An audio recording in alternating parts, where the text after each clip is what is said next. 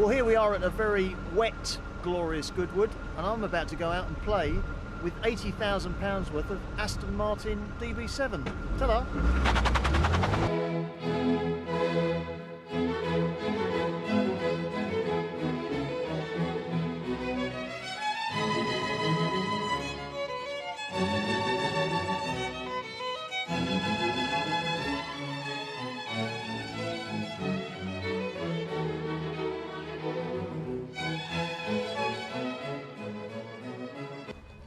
Harry, Aston Martin is enjoying probably its best year for many, many years. What do you think is the reason for that success? I think it's due entirely to the DB7.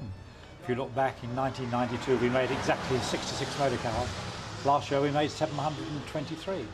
The dealer body's gone from 43 in 1993 to over 100 now, so it is due entirely to the DB7. So where are all these buyers coming from? They weren't there before. Where have they appeared from? A lot of them in the United States. We relaunched ourselves into the States beginning this year. They are now taking over 30% of all the DB7s that we can make, and in fact 70% of the DB7s we've sold in the States so far have all been the convertible model.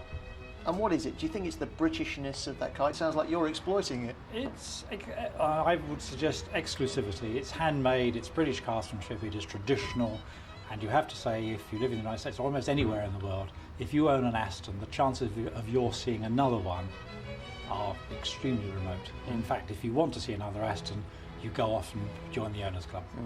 This term handmade is often talked about, but I mean, what does that mean in layman's terms? What does handmade mean in the Aston Martin context? Handmade means each part being fitted by hand, not a robot in sight. It's left to the perception and the judgment of the man who assembles the car to make sure that we maintain the quality.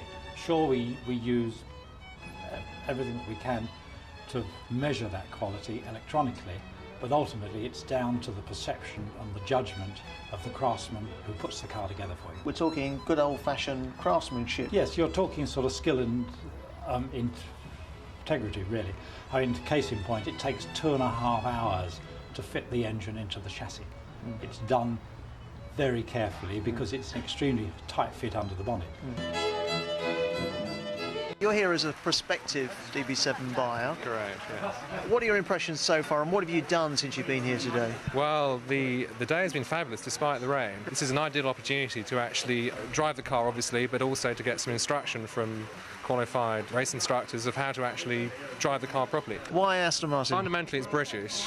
I love Aston Martins.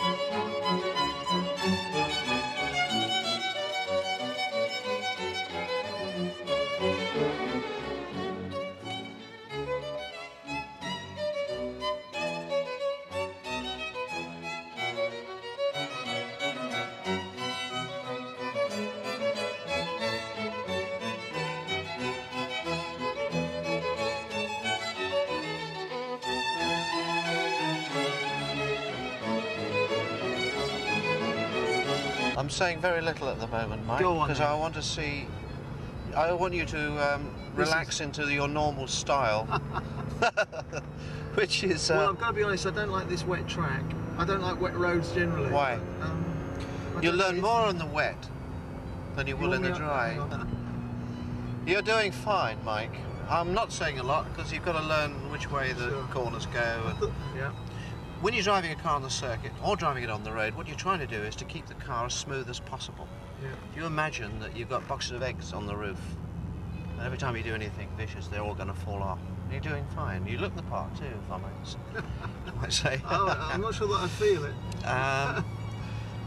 And the other little tip that can help you drive smoothly is when you go out to a corner, you've got to slow down for that corner, and you do that by either braking or coming off the throttle. We put brake signs up to say that is where you brake. You want the horsepower to come in after you've gone through a corner and not halfway round.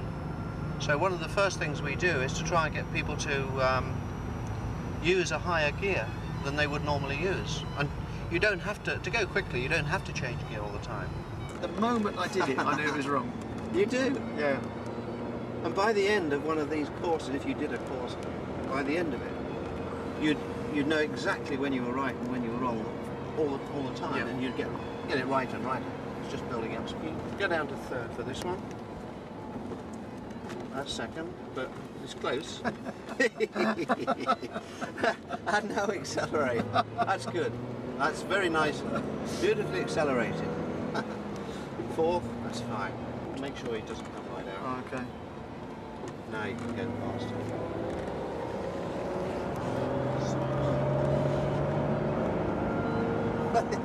That's good. Well done.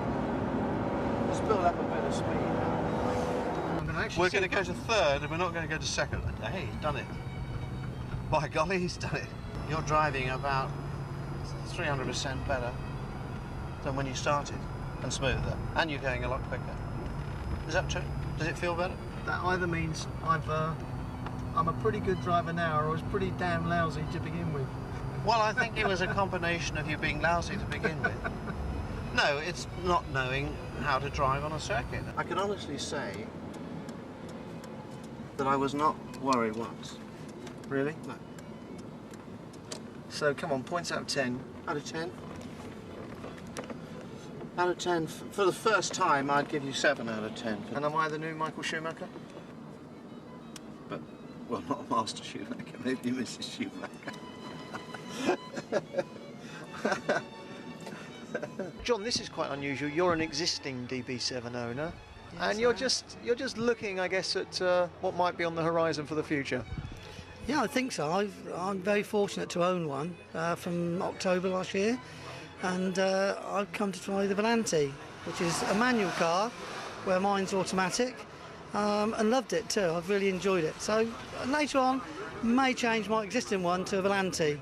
And what are you comparing your Aston Martin with? What have you owned in the past? Of Jaguars and Daimlers, and there was a financial influence, believe it or not, earlier on, because of the amount of money I was going to lose when I bought. If I was going to buy a Daimler 9 months ago, I'd have lost so much. But with the Aston, the thought of only losing 20% over 2 years or 30% over 2 years was encouraging. Is it value for money? Wow, what a question. It is for me because I've enjoyed it, and I own a company and I've allowed my company to buy this for me, and I think it influences some of the potential customers I've got. I did originally want to buy something that was British. This is, if you like, this says something about our company. This screams at people that we're successful, surely. Absolutely right. Let me just say that when I first started business, my first new car, I hid because I was afraid that people would think I'm earning too much money. Now, I think the customers that I deal with, they like to think that they're dealing with a company that can afford a car like that for a chairman, number one. And number two, know that the chairman appreciates good workmanship, because the Aston Martin has very good workmanship. I can promise you that. It's been as good as I expected, having paid 80-odd thousand £80,000. I expect something good, and I think Aston Martin have sold me something good. It's got to be one of the ultimate head turners, hasn't it? I think it is. And it is nice, but it turns my head every time I see one. Yeah, I think they're a beautiful looking car, and everybody else does. It's a lovely vehicle. I'd certainly buy another one, let's put it like that, Mike. The great thing about this job is that I sit inside an £82,500 car with lots of walnut and leather and British opulence, and the film crew stand in the brain.